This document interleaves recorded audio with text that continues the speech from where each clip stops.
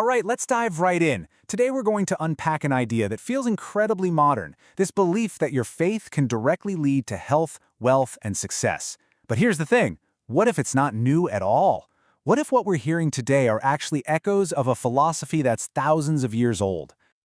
What I confess, I possess. This one phrase from a minister named E.W. Kenyon really gets to the heart of a huge modern movement.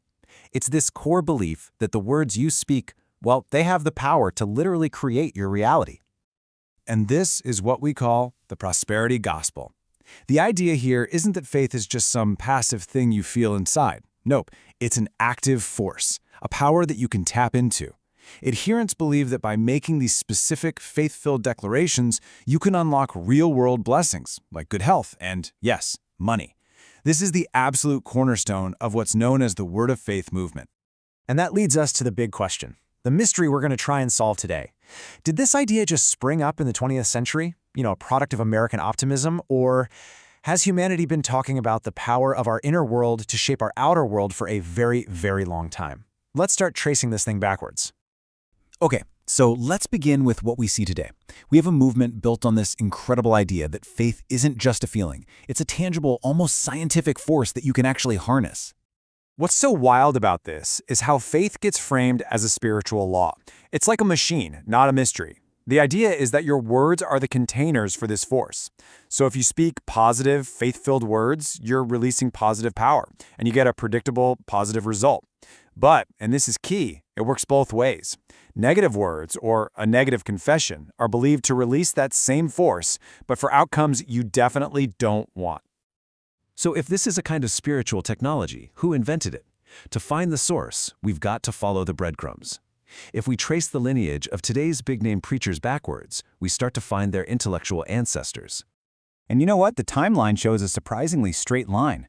A lot of the televangelists you might see today were heavily influenced by a man named Kenneth Hagin, who's often called the father of the modern movement. But Hagin himself? He drew a ton of his ideas from someone who came a generation before him. That's right, E.W. Kenyon, all the way back in the 1930s. So here's the crucial point. When you hear these phrases today, positive confession, speak it into existence, you're hearing direct echoes of Kenyon. So many of the core concepts can be traced right back to his books and his teachings from the early 20th century. He is a huge piece of this puzzle. And this is where our little investigation takes a really fascinating twist. Because Kenyon didn't just invent these ideas out of thin air. The biggest clue comes from his education, and it's a clue that takes us right out of the church and into the world of 19th century philosophy. Okay, so now we're leaving the 20th century in the rearview mirror. We're about to see how a very specific metaphysical idea ended up becoming a global ministry. And here's the bridge. Kenyon went to school at Emerson College in Boston, which was a total hotbed for this new philosophy called New Thought. The central idea of New Thought was simple but powerful. Your thoughts create your reality. If you could change your thinking, you could literally change your life, your health, your finances, everything. Just listen to this quote from one of the most famous New Thought books. It totally captures the spirit of the movement, right? Notice where the emphasis is. The individual's mind is the ultimate creative power. The ability to shape your destiny comes from inside you. And look at this. When you put the ideas side by side, wow, it's almost like a translation guide. The secular, philosophical language of New Thought gets adapted and given a whole new theological spin. The power of mind becomes the force of faith. A positive affirmation becomes a positive confession. The basic engine is the same, it's just been given a new coat of paint. But hang on, the rabbit hole goes even deeper. Because New Thought didn't just appear out of nowhere either. Its thinkers were digging into a well of wisdom that was far, far more ancient. To find the real source, we have to go back almost 2,000 years. And here we are. We've just landed in the world of ancient Greco-Egyptian wisdom. This is Hermetism, an esoteric tradition all about the connection between the divine, the universe, and us.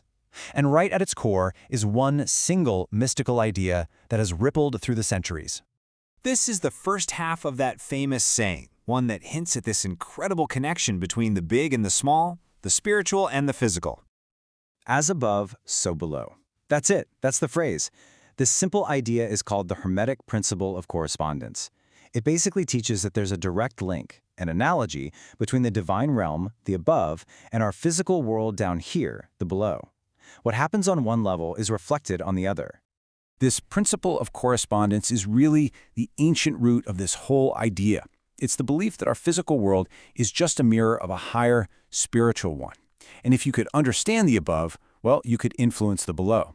But, and this is a huge but, the original reason for doing this was completely different from what we see today.